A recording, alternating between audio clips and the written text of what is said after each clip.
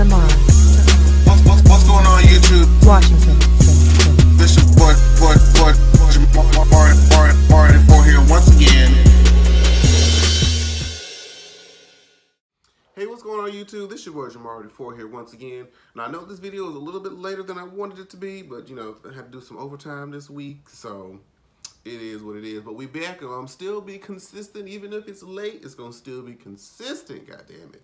So we're here to talk about Insecure. Now, not as much happened in this to really like go back and forth about. It was a very it was the kind of episode that just developed character and develop a storyline so they can set up for the more action-packed episodes or more eventful episodes in the future, but still important. So we start off with Daniel dropping off stuff at Issa's house. He obviously helped her move. And just the way that they kind of separated and the way that he left, it just felt like it was an end of an era of Daniel. I hope we don't have to, you know, give up Daniel, because we still love Daniel. He's still good to look at. Let's just be clear. He may be, okay, sorry about that. Somebody gave me a phone call. I need to remember to put my phone on airplane mode when I'm recording these videos. But Daniel may be a little garbage. A little bit. Not the worst. Yeah, I'm not about to get into the debate between Daniel and Lawrence and their levels of toxicity, but I still want to see Daniel. I still want to see Lawrence too, but you know, I have preferences. But either way it goes, Molly comes up and they kind of cross paths, and Molly's kind of, you know, giving that best friend out like, oh, hi Daniel, how are you? And it's kind of like that awkward, you know, I don't really know how we're supposed to interact, and she's just like, bye Daniel. And I don't know if that's supposed to signify like the end. Are we gonna see Daniel again? I hope we do. I hope we do in some capacity, because you know Issa's still gonna make that mistake at least once or twice. Let's just be real. She's gonna make that mistake at least once or twice. But Molly comes in. She has all these gifts, these what are they called? Housewarming. Yeah, housewarming gifts. She said, a plant that even you can't kill. I was like, that was shade. Molly is petty. Molly will never forget nothing. And she brought some Hennessy. They talk about they can see the Krispy Kreme sign outside the door, and Issa, bless her soul, and already got the Connect on speed dial so that she knows whenever the new hot donuts come out. I said, but you know what? That's resourceful. That's being Lord, my baby just got his little squeaky toy. You want to say hi real quick? I'm gonna let them say hi to you real quick. Come here. Y'all say hi to Rue. Hey everybody. I'm sitting over here trying to get a squeaky toy in my daddy video. Go play.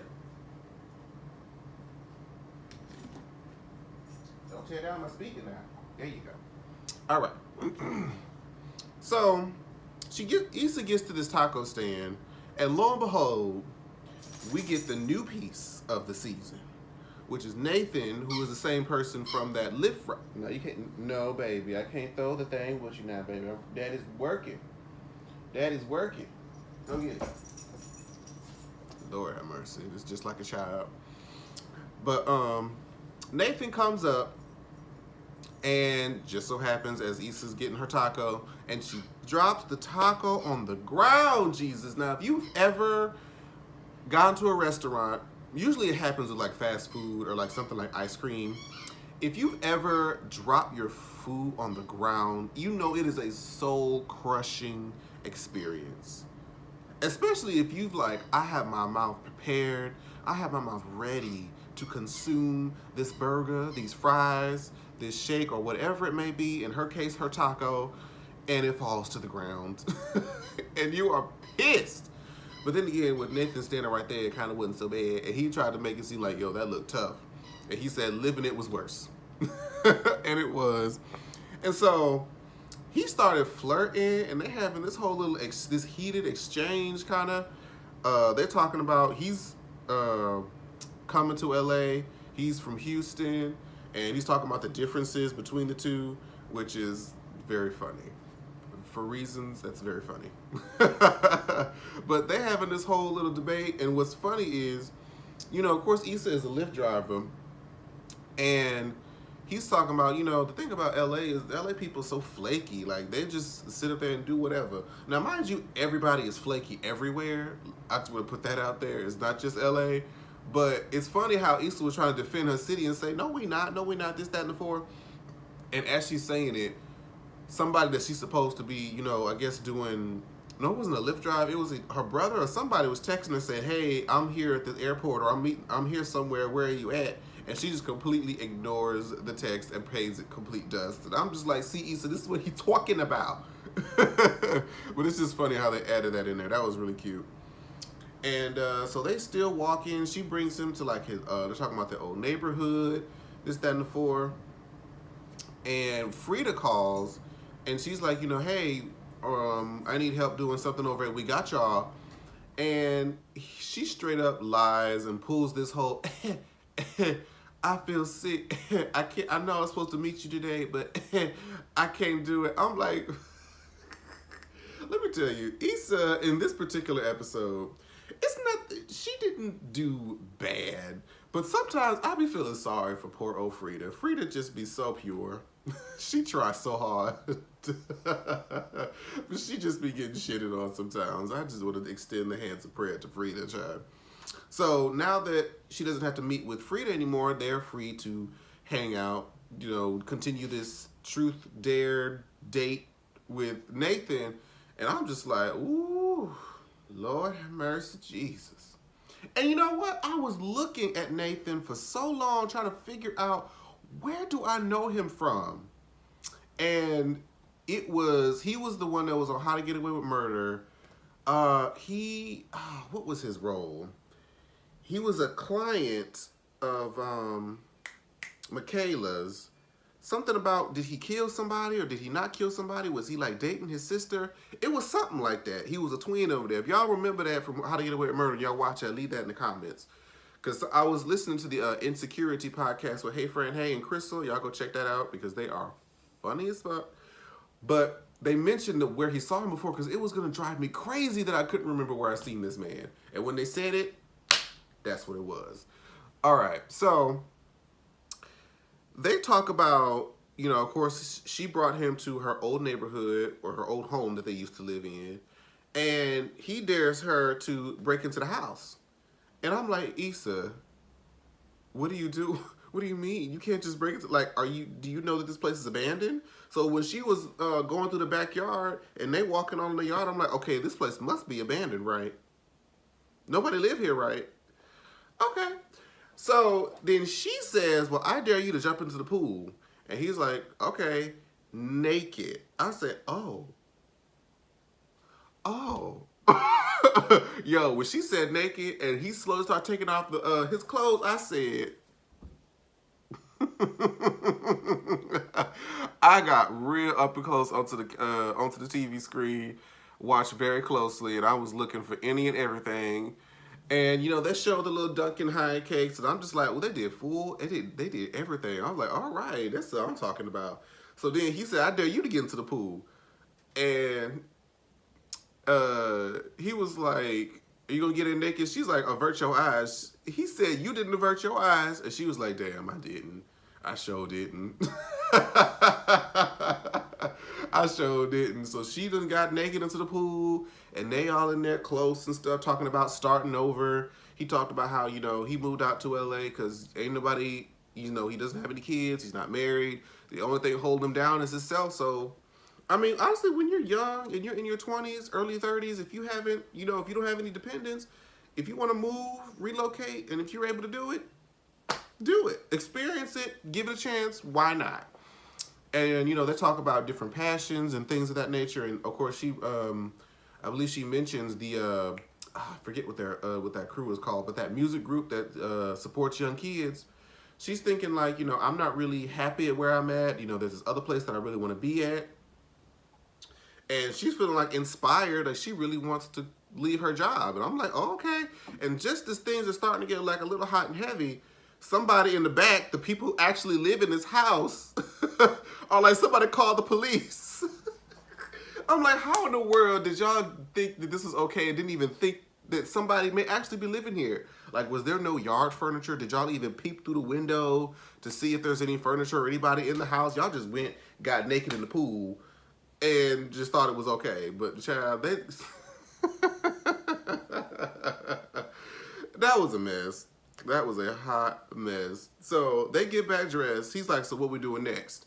And I'm like, mind you, this whole time, I'm just like, this is just so subtle, but so hot and heavy. Like, you could feel the way that they shot this and the way that it was made to interpret it. You could feel Issa's butterflies by proxy. Like, he wasn't even talking to me, and I was sitting up here getting flustered and blushing. Like, like they was laying on. The chemistry was all up in there. It was so cute. So they get back to her place, trying to eat their tacos. And, of course, this is when he finally makes his move. They start doing a little munch, you know, a little kissy-kissy. Not munching. They didn't get to munching yet. But they start doing a little kiss-kiss here and there. And they start playing all the background music. Like, it's all romantical and stuff. And then it's a knock on the door, and then the music winds down. Like, it's that awkward moment. Like, why? Why now? Lord, when she opens up the door, why did this little snot-nosed kid came over there saying, like, my mama said that you changed the locks. And she's like, Issa in this property manager position is going to be too much fun. I bless her heart. She's trying so hard, but she only really got that job so she could get that $750 a month apartment. And she's like, well, no, I didn't. And she's like, my mama said you would say that. And then he peeking up in there looking like, ooh, what y'all doing? Y'all kissing in the mouth and stuff? Or something crazy he said. I'm like, boy, if you don't get on here and mind grown folk business. So they can get back to it. So she closes the door. And he's like, you know, I'm going to head out. But, you know, hopefully we can do this again sometime. And he gives her a kiss. And I'm just like, ooh, Lord Jesus. Nathan is fine. He ain't, well, ooh, that's a good question. Who do you think is more fine? Just physically. Just physically. Excuse the behavior, because Nathan is clean right now. Right now. But who do y'all think is, you know, the most attractive between Daniel and Nathan? You could even throw Lawrence in there if you want to. Let's debate in the comments. I don't know. I mean, right now, just because he's clean and he doesn't have any, you know, blemishes on his record yet for real, Nathan kind of doing it because he was laying on that charm. And it made me feel a little what. I had a little what. But yeah, I'm digging this new potential relationship situation that Issa's in. Hopefully she doesn't mess it up, even though we know that she will because she's Issa. So Issa finally says that, you know, we got y'all. Frida finally says that she finally got her back into the field. Like, this is what she's been wanting. But after this conversation that she had with Nathan, she's like, I can't do it anymore. And walks out of We Got Y'all and quits. And I'm like, Issa, girl, I know that you want to pursue something that you're more passionate about. I get that. But the thing is, you never want to close one door before opening another. You know what I'm saying? Like, you quit the job once you've accepted the next job. You know what I mean? You don't need no type of lapse in coverage of your financial income if you can afford it, especially in Los Angeles, California, honey, because everything is high. The cost of living there is ridiculous. So I'm like, I mean, is she counting on either to go crash back at Daniel's place as a backup while she does this transfer, but no, she just signed this lease at this new place? I don't know what Issa's plan is, but that's her. Now, before we end this, we're going to quickly talk about Molly's situation at this firm. Molly is, you know, she's in this meeting, and, you know, everybody's talking, discussing things in law terminology that I know nothing about, but Molly was about to interject and, you know, offer some feedback on something, but another young lady basically took the words right out of her mouth and said what it is that she was going to say. And then she's like, okay, well, yeah, I agree with what such and such said. She's right for X, blah, blah, blah, blah. So then, when the guy who was hosting the meeting asked Molly about an update on something that she's been working on, she says, well, you know, she starts talking about it, but then this other guy, I want to say his name was Torin or something like that, basically steals her entire thunder, basically comes up with like a solution to the thing that she was working on, and just steals all her accolades. And the other guy is like, and the host of the meeting is praising the Torian. I'm not sure if that's his name. Y'all tell me his name in the comments if I'm wrong. Giving him all of his accolades when he just basically bulldozed over Molly and she just left there looking stupid. You know what I mean? So when she sees the other women, she's like, you know, she doesn't really know how to play the field. She's not sure where she's fitting in. She doesn't want to just get too comfortable because she kind of tried that with trying to make certain jokes and everybody was looking at her like, you know, who are you? So she's like, you know, and Torian, yeah, he's very passionate. Lots of energy. Very assertive. You know, her trying to lay it on thick, like trying to, hey, do y'all feel what I'm talking about? Like, was I the only one? And one of them was like, you know, they didn't teach modesty in Morehouse. And she's like, okay, I'm glad I wasn't the only one that was tripping. So this is the point where Molly is getting like a sense of companionship amongst her coworkers, which is something that she's really been wanting. So I'm happy to see that.